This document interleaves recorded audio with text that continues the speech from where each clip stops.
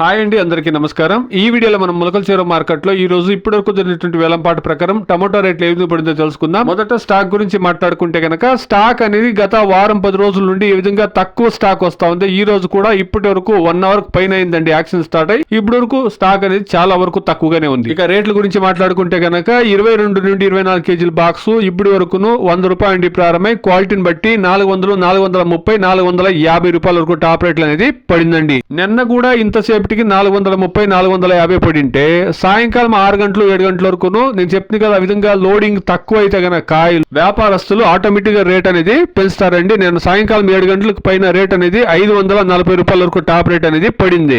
ఈ రోజు వెయిట్ చేసి చూస్తాం. ఈ రోజు కూడా నిన్న మాదిరిగిన స్టాక్ తక్కువగా ఉంది కాబట్టి, బయట రాష్ట్రాల నుండి డిమాండ్ ఉంది కాబట్టి ఈ రోజు కూడా లోడింగ్ షార్టేజ్ వస్తే ఖచ్చితంగా 500 మార్క్ అనేది ఈజీగా పాస్ అయ్యేదానికి ఛాన్సెస్ ఎక్కువగా ఉంది. వెయిట్ చేసి చూస్తాం. ఈ రోజు కోలార్ సమాచారానికి వస్తే గనక ఈ రోజు కూడా కోలార్ మార్కెట్ లో స్టాక్ అనేది ఎక్కువగానే వచ్చిందండి. నిన్న ఎక్కువగా వచ్చిందే, ఈ రోజు కూడాను ఎక్కువగానే వచ్చింది. ఇక రేట్ల విషయానికి వస్తే గనక 310, 320, 330 రూపాయల వరకు ఈ రోజు టాప్ రేట్లు అనేది కోలార్ మార్కెట్ లో పడిందండి.